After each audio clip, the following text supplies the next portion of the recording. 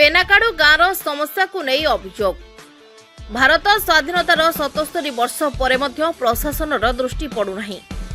रायगड़ा जिला चंद्रपुर ब्लॉक बुड़ीबाली ग्राम पंचायत पेनाकाडु गाँ भारत स्वाधीन हो 77 वर्ष बीती जाइतिले मौलिक सुविधार वंचित ग्रामवासी कहते। एपर्यंत गाँव में गोटे आवास गृह पाइबारु वंचित होउछंती पेनाकाडु ग्रामवासी। झाटीमाटी कुड़िया घरे बसवास करी वर्ष वर्ष धरी सपरिवार सहित बहु कष्ट जीवन बिताई थांती।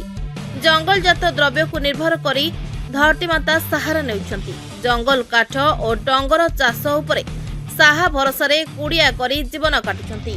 एभली अनेक समस्या रही, ताहा मध्यरु मुख्यतः स्वच्छ पानीय जल सुविधा नाही, जहा फଳରେ रोग बेमारी हेबार आशंका रही। नलकूप अछि ताहा किंतु काम करूनी। पेनाकाडु गाँव में प्राय 42 परिवार बसवास करुवा बेले पीवा पाई सहारा पलटिछि बिल पानी। डंगर अंचल बोली कौनसी प्रशासन अधिकारी परिदर्शन पाई जाउनथिबा अभियोग करछंती ग्रामवासी। एही गाँ को जिला प्रशासन और ब्लॉक प्रशासन केबे दृष्टि देउछंती ताहा देखिबाकू बाकी रहिला। ब्यूरो रिपोर्ट विचित्र दुनिया।